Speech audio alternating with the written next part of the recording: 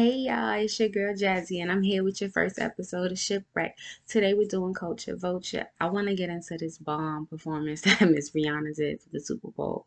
I don't know if y'all had the expectations that I had, but I feel like she superseded it. I mean, in the beginning, I was on the fence because everybody was like, oh my gosh, she's pregnant, she's pregnant, she's pregnant. And I'm just like, she's postpartum. She just had a baby. Like, just because her belly's a little round, don't mean she pregnant. Like, can she live? Can we just enjoy the fact that she blessed the stage? And she hasn't been on the stage in years. And all people could talk about was that she was pregnant. And I just really wasn't buying into it at first. And then the Shade Room posted a picture with her hugging her baby bump. And I was like, you know what? Okay, congratulations. I'm happy for you. I just felt like in this society, like we're so quick to jump on females when their bodies are not like six packs after they give birth. We so quick to be like, oh, she's pregnant. Like maybe she's still healing. Like we just really gotta give people grace. Sis was suspended 150 feet in the air, okay? Performing 13 songs while she was pregnant. And people are saying that it wasn't good enough. How, Sway? How? What do you mean it wasn't good enough? Y'all lucky she even showed up, because this wasn't even going to show up. To be quite honest, she was not trying to give us another concert, another album, another song, another nothing. Okay, and I just feel like they just always comparing her to Beyonce and always saying how, oh well, Beyonce would have did this. Okay, Beyonce's Beyonce, Rihanna's Rihanna. What's the big deal?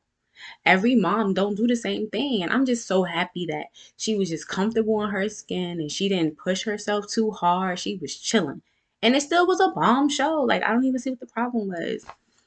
People just always need to have something to say, which is so weird, right? Because I was on Twitter today and now they're bashing her for calling her son fine.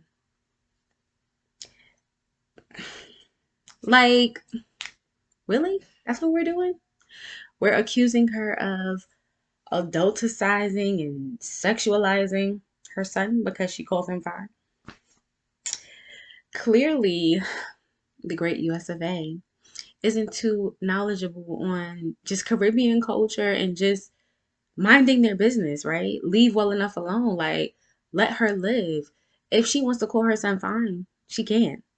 I think it's a bit of a drag for people to be out here saying that she meant it in any type of way outside of her admiring her child. Like, y'all be reaching sometimes, and I just don't be with it.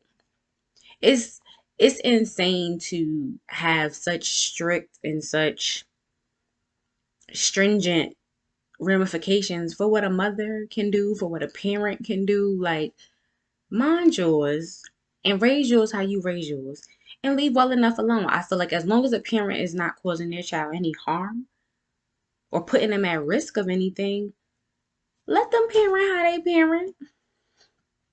Which brings me to Duval. Like, what was he thinking? I don't know if y'all seen these tweets, but sir, comedy is supposed to be funny. So if this was your idea of a joke, I think you should hang it up. He should just hang it up, because what? This is disgusting. He's just all of these explicit, inappropriate, carnal desires reflected on your child, and you're excited that she's on her way to hitting puberty and gonna be old enough for you to do these things to her. Like, flag on the play. Like, what are you doing? What? I just pray that the people that need to know, the authorities are notified, and that that little girl is safe, and that they taking care of her, because that relationship needs some work.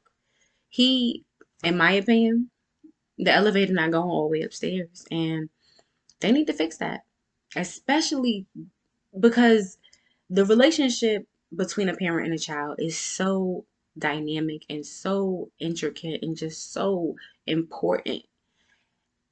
I can't imagine like having to be a child in this society and not have a strong relationship with my mother or my father. Like,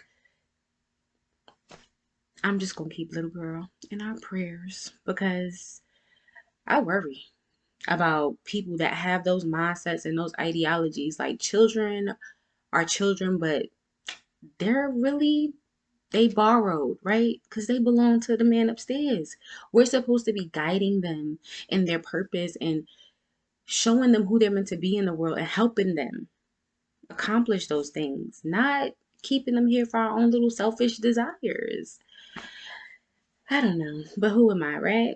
On a more positive note, I don't know if you guys have ever seen it, and the name of the show escapes me. However, Idris Elba stars in this show that I believe we found on Netflix years ago, and he plays this detective called John Luther.